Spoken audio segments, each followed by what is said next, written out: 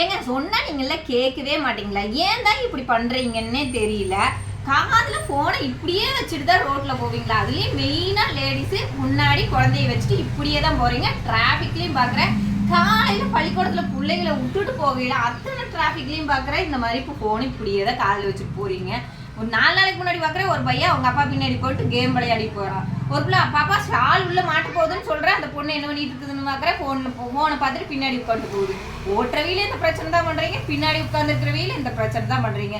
எல்லாத்துக்கும் ஒரு பக்கம் போலீஸ் நிக்க வச்சுட்டே எல்லாரும் சொல்லிட்டே இருக்க முடியுமா? இந்த மாதிரி பண்ணாதீங்க, இந்த மாதிரி பண்ணாதீங்க. நீ எத்தனை ஃபைன் போட்டாலும் போடுறப்ப பாத்தீங்கன்னா திருந்துற மாதிரி இருக்கும். திருப்பி இந்த வேலை தான் சரிங்க. என்னதான் அர்ஜென்ட் ஃபோன் வருது, ஒரு இடத்துல நின்று 2 நிமிஷம் பேசிட்டு போங்க. இதை சொல்லக்கூடாதுன்னு தான் நினைச்சேன். ஆனா பாக்குறப்ப அட என்னடா ஏதோ இப்படி பண்றீங்கன்னு நிக்க வச்சு கேள்வி கேட்கணும்னு தோணுது. நாம கேட்டா சும்மா இருப்பீங்களா? முடிஞ்ச அளவு அவாய்ட் பண்ணுங்க. இது எல்லாம் ஃபோன் வீட்டில் பேசுங்க, ஒரு ஓரமா நின்று பேசுங்க. ஏன்னா இப்படி வச்சுட்டே பேசாதீங்க. பார்த்தா டென்ஷன் தான் ஆகுது. என்ன பண்றது, சொன்னா யார் கேட்குறா? Thank you friends.